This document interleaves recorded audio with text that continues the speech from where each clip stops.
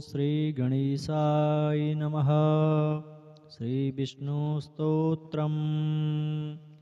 किं नु नाम सहस्राणि जपते च पुनः पुनः, यानि नामानि दिव्यानि तानि च चक्षुकेशवः। मत्स्यं कूर्मवराहं च वामनं च जनार्दनं, गोविन्दं पुण्डरीकाक्षं माधवं मधुसूदनं।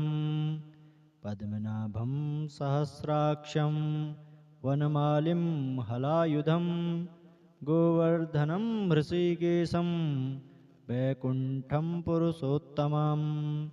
विश्वरूपं वासुदेवं रामं नारायणं हरिं, दामोदरं श्रीधरं च वेदाङ्गं गरुडध्वजम्। अनन्तं कृष्णगोपालं जपतो नास्ति पातकं, गवां कोटिप्रदानस्य अश्वमेधशतस्य च। कन्यादानसहस्राणां फलं प्राप्नोति मानवः, अमायां वा पौर्णमास्याम् एकादश्यां तथैव च। सन्ध्याकाले स्मरे नित्यं प्रातःकाले तथैव च, मध्याह्ने च जपन्नित्यं सर्वपापैः प्रमुच्यते। किं नु नाम सहस्राणि जपते च पुनः पुनः, यानि नामानि दिव्यानि तानि च चक्षुकेशवः। मत्स्यं कूर्मवराहं च वामनं च जनार्दनं, गोविन्दं पुण्डरीकाक्षं माधवं मधुसूदनं। पद्मनाभं सहस्राक्षं वनमालिं हलायुधं, गोवर्धनं हृषीकेशं वैकुण्ठं पुरुषोत्तमं। विश्वरूपं वासुदेवं रामं नारायणं हरिं, दामोदरं श्रीधरं च वेदाङ्गं गरुडध्वजम्।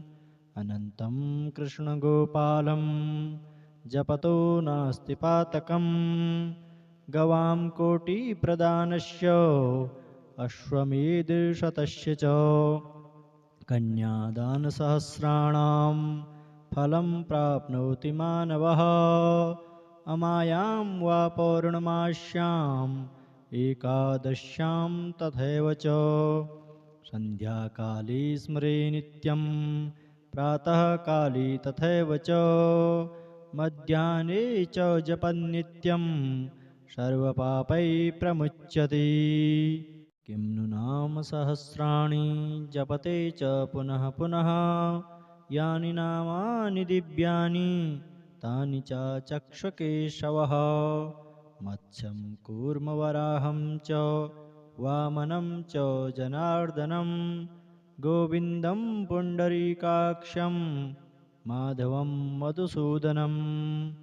पद्मनाभं सहस्राक्षं वनमालिं हलायुधं, गोवर्धनं हृषीकेशं वैकुण्ठं पुरुषोत्तमं। विश्वरूपं वासुदेवं रामं नारायणं हरिं, दामोदरं श्रीधरं च वेदाङ्गं गरुडध्वजम्। अनन्तं कृष्णगोपालं जपतो नास्ति पातकं, गवां कोटिप्रदानस्य अश्वमेधशतस्य च। कन्यादानसहस्राणां फलं प्राप्नोति मानवः, अमायां वा पौर्णमास्याम् एकादश्यां तथैव च। सन्ध्याकाले स्मरे नित्यं प्रातःकाले तथैव च, मध्याह्ने च जपन्नित्यं सर्वपापैः प्रमुच्यते। किं नु नाम सहस्राणि जपते च पुनः पुनः, यानि नामानि दिव्यानि तानि च चक्षुकेशवः।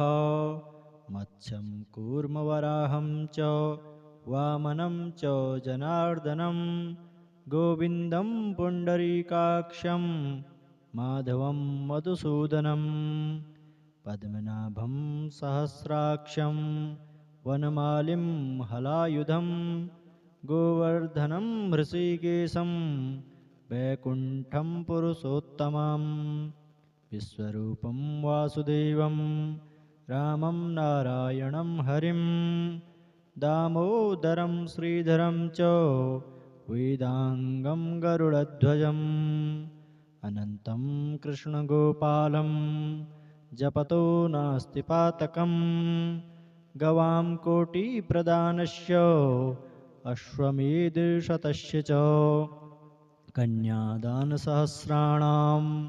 फलं प्राप्नोति मानवः अमायां वा पौर्णमास्याम् एकादश्यां तथैव च सन्ध्याकाले स्मरे नित्यं प्रातःकाले तथैव च मध्याह्ने च जपन्नित्यं सर्वपापैः प्रमुच्यते